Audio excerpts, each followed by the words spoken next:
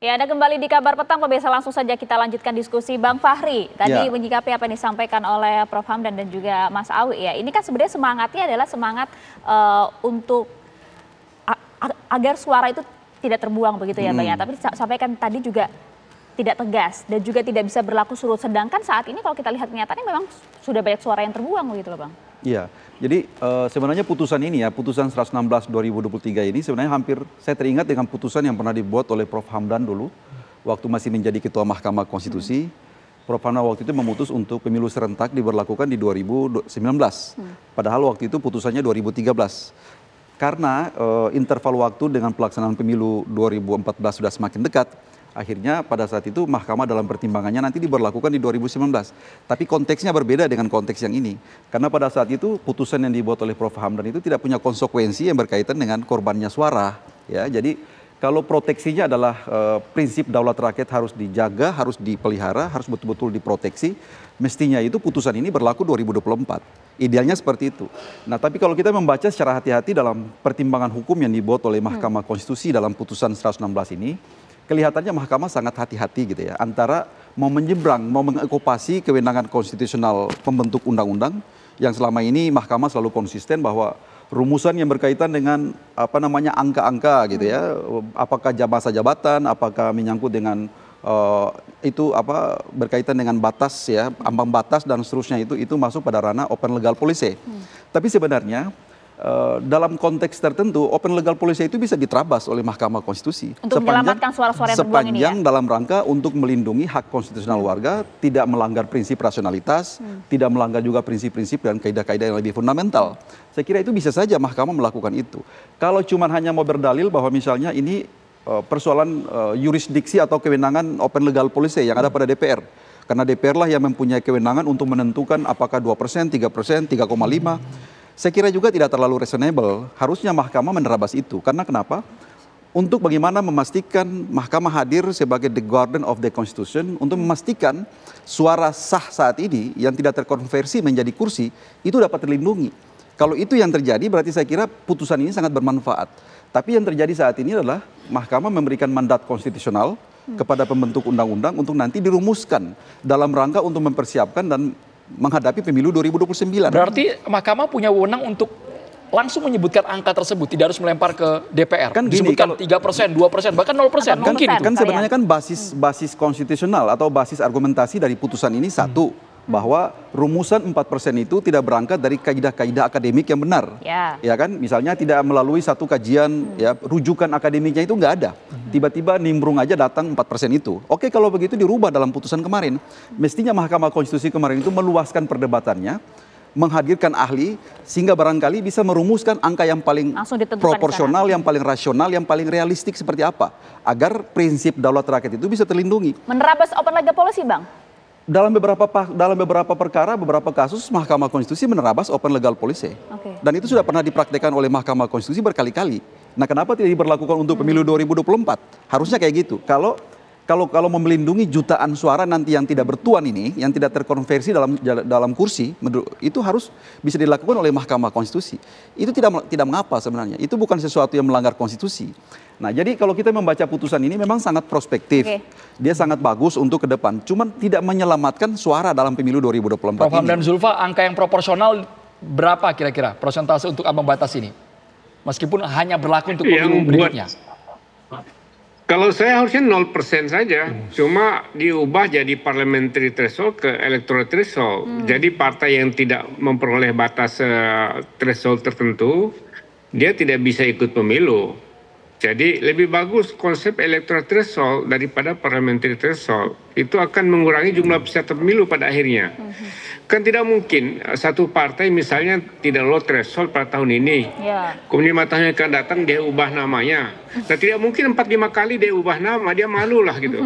Jadi karena itu lebih bagus sebenarnya electoral threshold, tapi 0%. Tidak perlu pakai parliamentary threshold.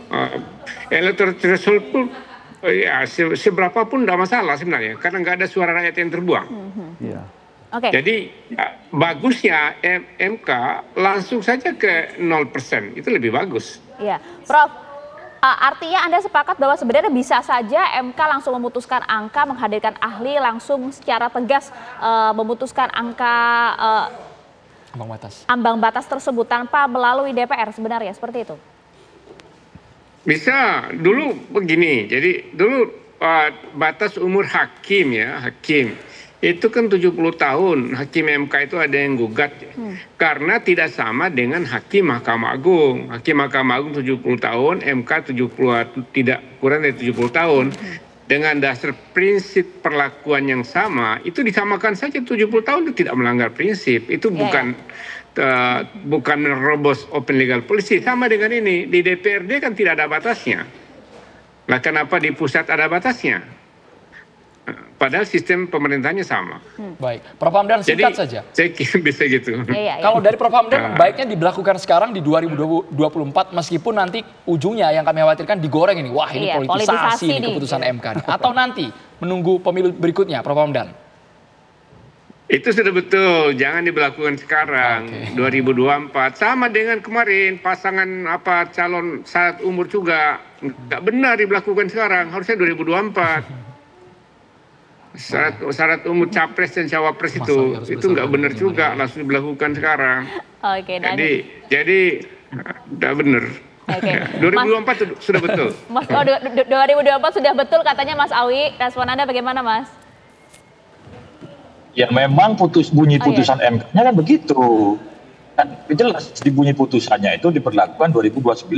Mau debat kalau soal ini. Tapi kalau boleh memutar waktu, kalau dipadankan dengan putusan calon wakil presiden harusnya diberlakukan 2024. Yang berikutnya, ada hal yang menarik tadi. Apakah boleh MK menerabas pakem open legal policy?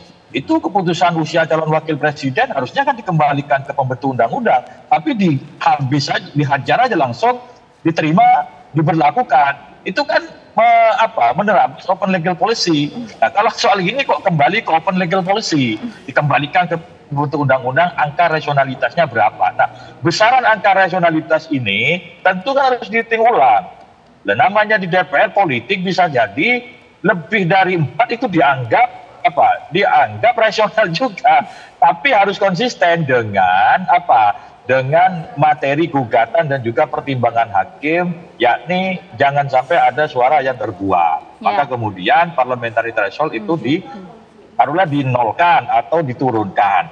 Nah, sekali lagi tadi sebelum ditutup Andro coba ini bahaya kalau nggak kami luruskan terkait P3 targetir. Kami memegang bukti C hasil salinan itu menunjukkan angka P3 sudah di atas 4%.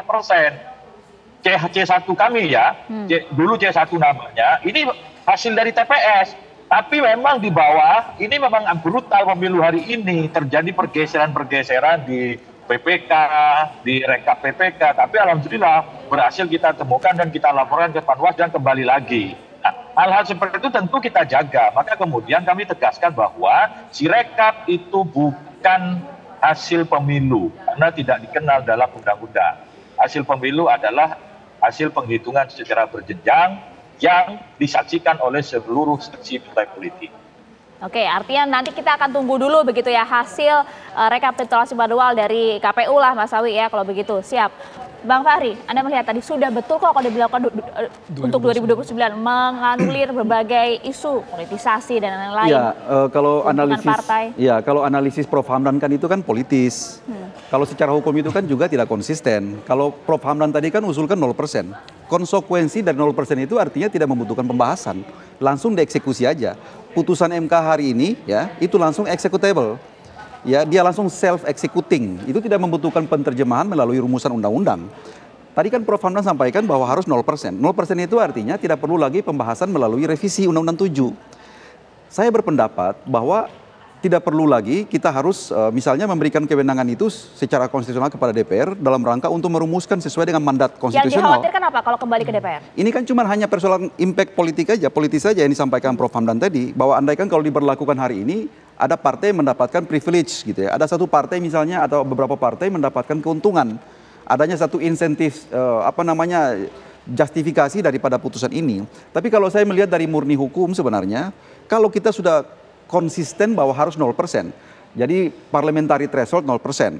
Bahkan presidential threshold juga 0%. Itu tidak membutuhkan rumusan lebih lanjut melalui undang-undang. Kalau saat ini kalau kita membaca secara hati-hati dalam putusan MK ini, MK memberikan space waktu sampai dengan 2029 itu dalam rangka apa? Agar pembentuk undang-undang itu memperbaiki metodologi, cara menentukan batas, cara menentukan ukuran-ukuran akademiknya seperti apa, agar prosentasenya itu menjadi rasional. Kan begitu kira-kira. Ada justifikasi akademik yang kira-kira bisa dipertanggungjawabkan. Kenapa 4%, 3% atau 2%. Tapi saya setuju dengan Prof. Hamdan tadi. Kalau begitu mendingan 0% aja. Sekalian aja. Biaya kan sehingga tidak terlalu repot untuk kita memberlakukan dalam sistem kita untuk pemilu-pemilu selanjutnya. Terima kasih banyak Bang Fahri, Prof. Hamdan dan juga Mas Awi. Ini sudah top. Kita tunggu nanti dari Mahkamah Konstitusi yang melempar ke DPR berapa ambang batas untuk pileg di pemilu berikutnya. Oke, Mas Awi udah senyum-senyum. Oke, baik, terima kasih banyak Mas Awi, Prof. Hamdan dan juga Bang Fahri. Sama-sama.